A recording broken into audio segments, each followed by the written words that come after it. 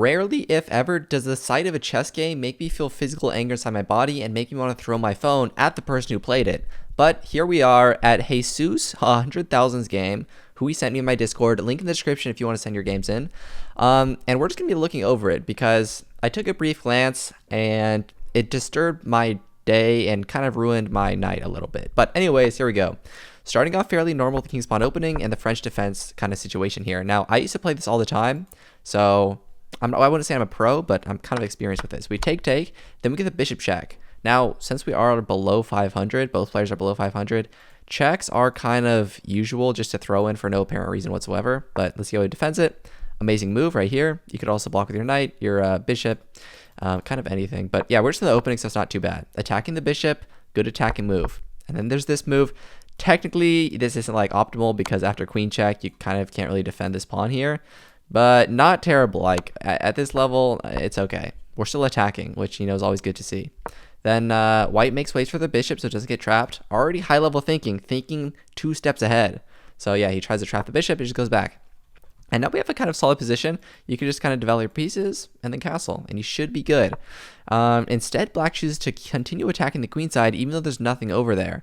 And this isn't terrible, but like it's not optimal either. And you can see by the evaluation bar, the computer likes white positions a lot better. Okay, white decides to develop a knight. They could just castle right now and get a kind of a rook attack on the king.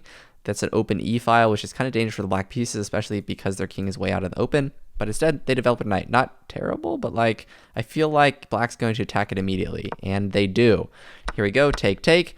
Now white just has to be careful not to move their bishop because their rook will die immediately. But let's say where they move their knight to, they go here. Not terrible because their knight isn't actually trapped. It could go back here where it's defended by the other knight.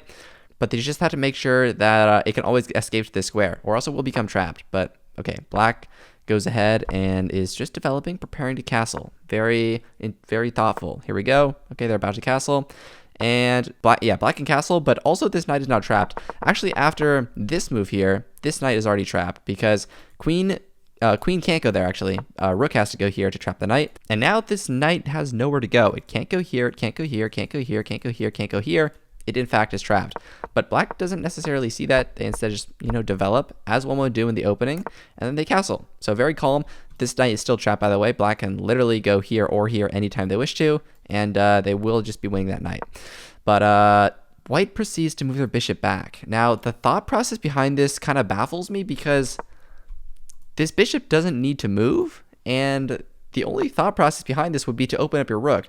But if you were opening up your rook, you would realize that black's rook could also take your own rook.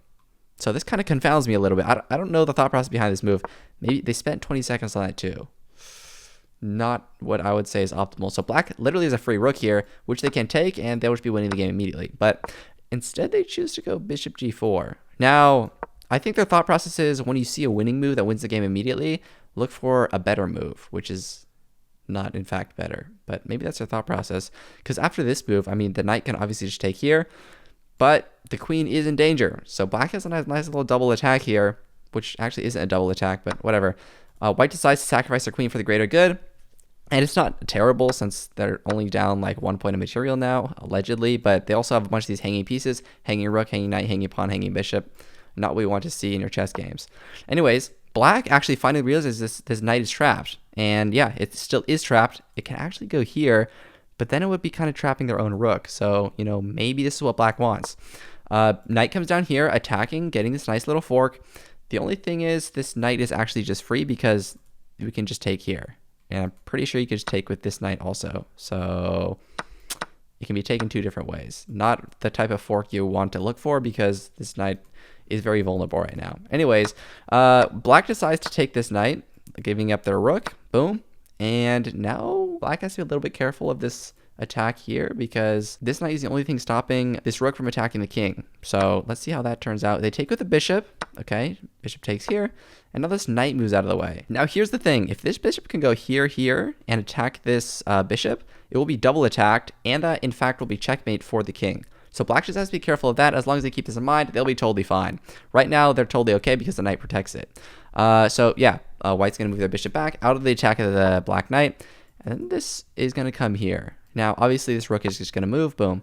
And here's the thing. The only thing stopping white from going somewhere like here is this knight can come back and defend this piece, right? So as long as this knight is here to defend or the queen's here to defend, everything should be okay. But let's see what happens. They push their pawn, opening up the light square bishop. This is kind of their only logical move they've ever made, I think. But we get a take, and then this knight leaves its only defensive square that I just mentioned. And now we can go here and attack this square. And now the queen has to sacrifice itself. Take, and white's just winning the game. But let's see what happens here. Let's see if white spots this in tactic. And in fact, they do not. They choose to attack the knight. The knight's going to take the free pawn with check. The king's going to move. But the queen moves out of the way of this attack, and now white can just literally go right back here. The same tactic as before, but this obviously doesn't happen. Instead, the rook comes out. Not terrible either, though, because they can get a nice little double attack here. So white still has possible winning chances.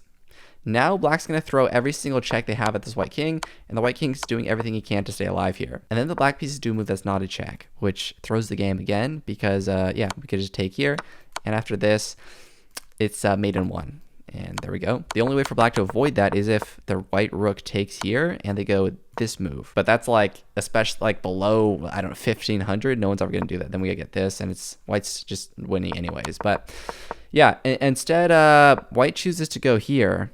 Again, I don't know what this move necessarily does, because this move would just be better if they're thinking of trapping the white king.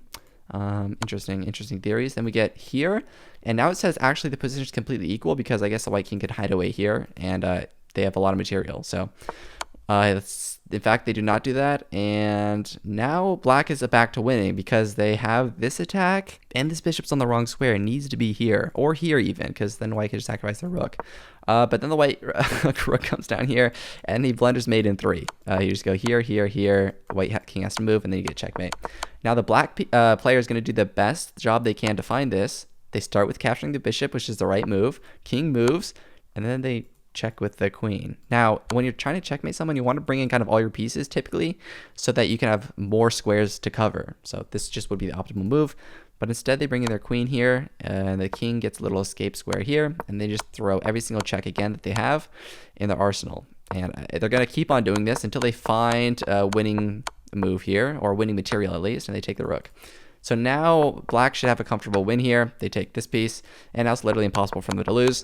And they end up just trading everything off and getting a nice little ladder made here. But to get there, we're going to check the game analysis, and you guys will see how chaotic this bar is. I will actually pull it up here. If we check the review, look at this. This is disturbing. You don't ever want to see this. White had 1, 2, 3, 4 chances.